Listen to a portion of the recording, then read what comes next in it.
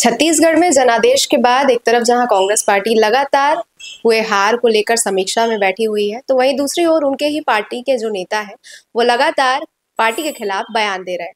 इसी सिलसिले में बातचीत करने के लिए हमारे साथ प्रदेश प्रवक्ता सुशीलानंद शुक्ला जी मौजूद है। सर, अभी जयसिंह अग्रवाल जो नेता है कोरबा से, पूर्व विधायक, उनका बयान आया है कि पावर का सेंट्रलाइजेशन कर दिया गया था, विधायकों को पावर नहीं दी गई, ऐसे कई बातें उन्होंने कही, तो उसको लेकर क्या कहेंगे आप? अब देखिए, सरकार जाने के बाद में हार के बाद तमाम तरीके के लोग तमाम तरह की बातें करते हैं, लेकिन हर पदाधिकारी को जो पार्टी का कार्यकर्ता है और विशेष तौर पे जो पार्टी के वरिष्ठ नेता हैं, उन लोगों को संयम रखना चाहिए और पार्टी में अपनी बात रखने का सबसे बेहतरीन फोरम पार्टी का मंच है। तो पार्टी के मंच से ही बात किया जाना उचित होगा।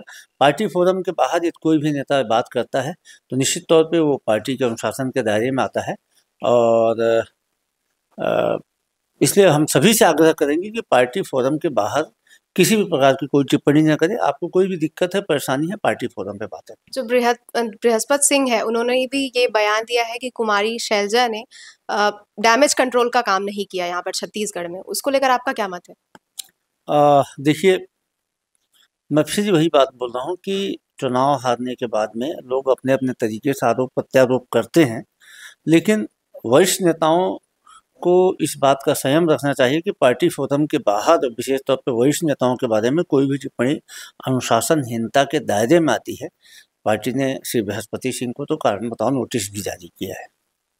इस प्रकार से नेताओं का जो बयान आ रहा है पार्टी के खिलाफ ही, क्या लगता है कि छत्तीसगढ़ में कांग्रेस की छवि जो है उस पर कुछ प्रभाव पड़ेगा?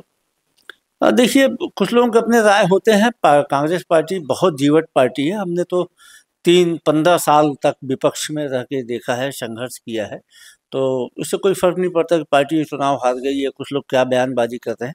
पार्टी मजबूत है, हमारा कैडर मजबूत है, हम फिर से लड़ेंगे और फिर जीतेंगे।